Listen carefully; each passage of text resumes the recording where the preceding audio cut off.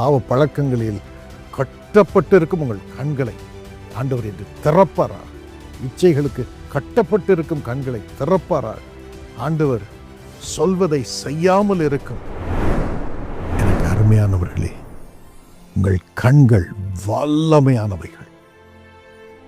மகிமையான வல்லமையான கண்களாக ஆண்டவர் உங்கள் கண்களை மறுரூபப்படுத்த விரும்புகிறார். அந்த பாக்கியத்தை இன்று கொடுக்கிறார்.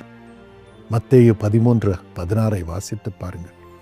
உங்கள் கண்கள் காண்கிறதினாலும் அவைகள் பாக்கியமுள்ளவைகளாக இருக்கிறது. உங்கள் கண்களை காணும் கண்களாக ஆண்டவர் மாற்ற விரும்புகிறார்.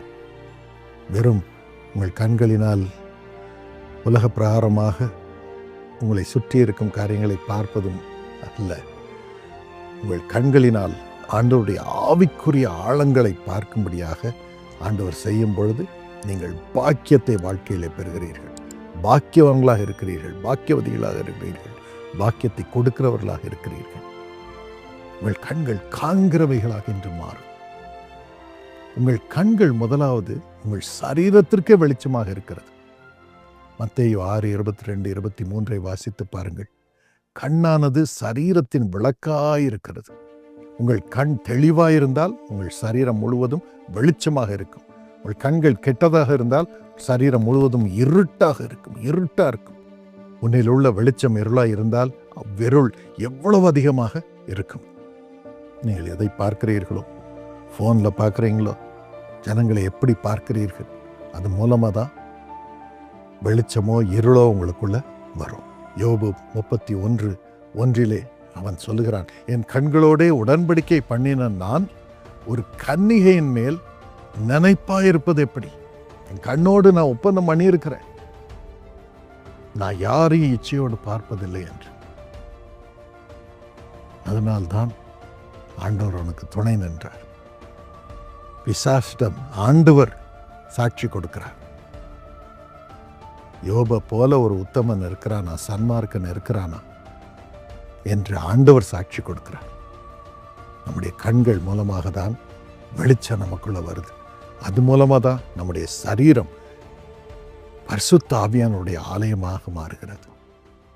என்றும் வேறு ஆலயமாக நம்முடைய சரீரம் இராதபடிக்கு நம் கண்களோடு ஒப்பந்தம் பண்ணுவோம்.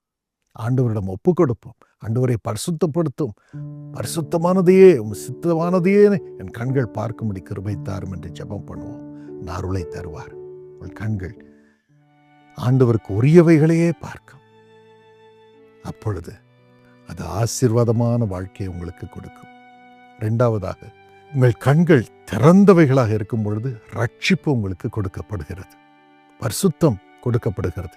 அப்போஸ்தலர் 26:18 அவர்கள் என்னை பற்றும் விசுவாசத்தினாலே பாவ மன்னிப்பையும் பரிசுத்தமாக்கப்பட்டவர்களுக்குரிய சுதந்திரத்தையும் பெற்றுக்கொள்ளும்படியாக அவர்கள் இருளை விட்டு ஒளியினிடத்திற்கும் சாத்தானுடைய அதிகாரத்தை விட்டு தேவனிடத்திற்கும் திரும்பும்படி நீ அவர்களுடைய கண்களை திறக்கும் பொருட்டு இப்பொழுது உன்னை அவர்களிடத்திற்கு அனுப்பினேன். அப்படிப்பட்ட கிருபை ஆண்டவர் உங்களுக்கு தருவாராக. உங்கள் கண்களை திறப்பாராக. பாவ பழக்கங்களில் கட்டப்பட்டிருக்கும் உங்கள் கண்களை ஆண்டவர் என்று திறப்பாராக. இச்சைகளுக்கு கட்டப்பட்டிருக்கும் கண்களை திறப்பாராக. ஆண்டவர் சொல்வதை செய்யாமல் இருக்கும் கண்களை அவர் திறப்பாராக. அப்பொழுது பரிசுத்தமும் சுதந்திரமும் பாவ மன்னிப்பும் ஆண்டவர் நமக்கு கட்டளையிடுவார். இயேசுவின் பிள்ளைகளாக மாறுவோம். லூக்கா 2:32 சிமியோன் என்ற பக்தன் குழந்தையாகி இயேசுவை கையிலே சுமந்து கொண்டு சொல்கிறான், உம்முடைய இரட்சணியத்தை என் கண்கள் கண்டது. நாமும் அதே கிருபையை பெறுவோம். ஆண்டவருடைய ரட்சிப்பை நம் கண்கள் பார்த்து கொண்டே இருக்கும்படியாக ஆண்டவன் அருள் புரிவாராக. ஒரு பிசாசும் நம்மை தொட முடியாது, பாதுகாக்கப்படும், குடும்பம் பாதுகாக்கப்படும். மூன்றாவதாக, நம்முடைய கண்கள் ஆண்டவர் கொடுக்கும் பாதுகாப்பை பார்க்கிறது. 2 ராஜாக்கள் 6:17 பெனதாத் ராஜா எலிசாவை கைது செய்து கொண்டு வரும்படியாக பெரிய இராணுவத்தை அனுப்புகிறான், அவன் தேசத்துக்கு அனுப்புகிறான். ஆனால் எலிசா பேசாமல் இருக்கிறான், சமாதானத்தோடு இருக்கிறான். அவருடைய வேலைக்காரன் தான் குதிக்கிறான், இவ்வளோ பெரிய இராணுவம் வந்துருச்சு, உண்மை கைது செய்யும்படியாக. எலிசா ஜெபம் பண்ணுகிறான், என் கண்ணை திறந்துடலும் சாமி, ஆண்டவர் திறக்கிறார். அப்பொழுது அக்கினிமயமான ரதங்கள், குதிரைகள் எலிசாவை சுற்றிலும் இருப்பதை அவன் பார்க்கிறான். மலை மீது முழுசும் இருக்குது, ஆனால் அவைகள் எல்லாம் எலிசாவை சுற்றி தான் இருக்கிறது. உங்களை சுற்றிலும் அப்படி ஆண்டவர் வைத்திருக்கிறார். அதை காணும்படியாக உங்கள் கண்களை திறக்கிறார். இப்பொழுது சமாதானமாக இருப்பீர்கள். அது நிமித்தம் என்ன நடந்தது? ஒரு எதிரியும் அவனை கைது செய்ய முடியவில்லை. அவள் திரும்பி போகும்படியாக எலிசா அவர்களை வெளியே கொண்டு போய் விட்டார். அவங்க கண்ணெல்லாம் மூடப்பட்டது. அதோடு கூட ராஜாக்கள் வந்து அவன் காலில் விழுந்தாங்க.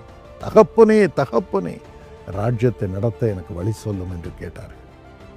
என் பிள்ளைக்கு என்ன நடக்கும்னு கேட்டாங்க. எனக்கு அருமையானவர்களே, அந்த நிலைமையில் கர்த்தர் உங்களை வைப்பார். உங்கள் கண் திறக்கப்பட்டால் போதும். உங்களுக்கு இருக்கும் பாதுகாவலை நீங்கள் பார்த்தால் போதும்.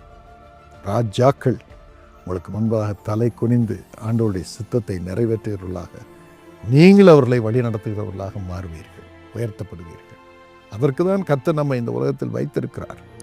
கடைசியாக நம்முடைய கண்கள் திறக்கப்படும் பொழுது ஆண்டவர் நமக்கு வைத்திருக்கும் ஊழியத்தை, சேவை நாம் அறிந்து கொள்ளும்படி செய்கிறார். அப்போஸ்தலர் 9:18 படி பவுலுக்கு அதை செய்தார். சவுல் கண்களை மூடினார். பவுலாக அவன் கண்கள் திறந்தது. தேவனுடைய அப்போஸ்தலனாக இயேசுவுக்கு பிறகு இயேசுவின் ராஜ்யத்தை இந்த உலகத்தில் ஸ்தாபித்தவராக மறுரூபமானார். அதே பவுலின் அருள் உங்கள் கண்களிலும் இறங்குவதாக, என் கண்களிலும் இறங்குவதாக. ஆண்டவருடைய ராஜ்யத்தை உலகம் முழுவதிலும் ஸ்தாபிக்க முடியாத அருளை ஆண்டவர் நமக்கு தருவாராக. இயேசப்பா, எங்கள் கண்களை திறந்தரலும், திறந்தரலும், திறந்தரலும், திறந்தரலும். அது ஒளி நிறைந்த கண்களாக இருக்கட்டும், பரிசுத்தம் நிறைந்த கண்களாக இருக்கட்டும், உமது சித்தத்தை அறிந்து அதை நிறைவேற்றும் கண்களாக இருக்கட்டும். எங்களை நீர் பாதுகாக்கும்படியாக அனுப்பியிருக்கும் அக்னிமயமான குதிரைகளையும் ரதங்களையும் பார்த்து ராஜாக்களை உம்மிடம் கொண்டு வரத்தக்கதான, வழிநடத்தத்தக்கதான கண்களாக இருக்கட்டும். அருளை நீ தருவதற்காக நன்றி. உன் சித்தத்தை அறிந்து கொள்ளும் கண்களாக இருக்கட்டும். இயேசுவின் நாமத்தில் ஆமென். God bless you.